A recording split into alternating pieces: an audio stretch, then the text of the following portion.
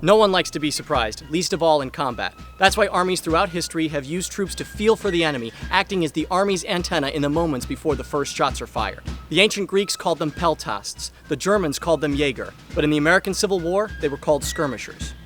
Skirmishers were meant to feel towards the enemy as two armies advanced toward one another. This is a distinct mission from that of cavalry, which was intended to find the enemy. An infantry skirmish line is advancing towards an enemy that is already known to be in its front, and quite often is supposed to bring on the battle.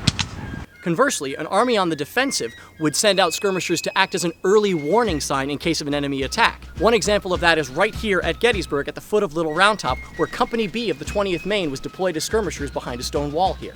In either case, a skirmisher's job is to engage the enemy, determine his intentions, and, if possible, thwart them.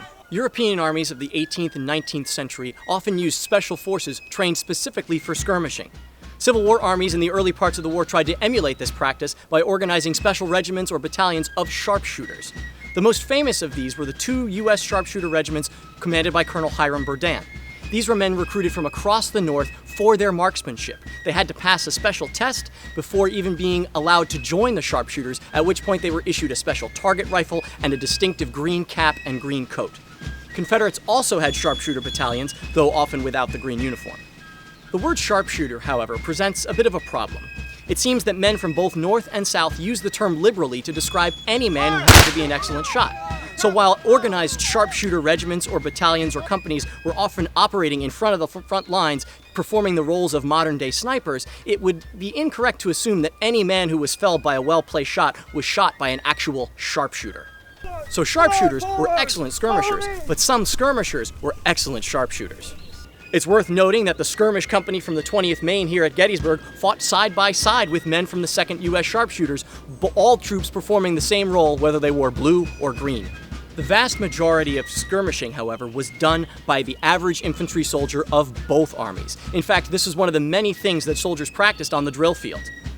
When advancing towards the enemy, the attacking force would deploy skirmishers. It could be a company, it could be a regiment, or it could be an entire brigade. These are men who advance in front of the main battle line as much as 5 paces apart.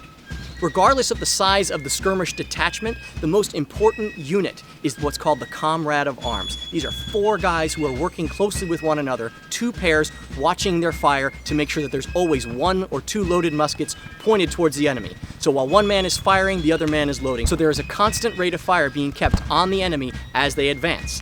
This is also the same practice that's used on the defensive as they are retreating. The idea here is to either sweep away early resistance in front of an attack or keep an attack at bay while the defenses are being prepared. Once the main force is ready to attack or the defenders are ready to receive an attack, the skirmishers will reform into a standard battle line and withdraw and await further instructions.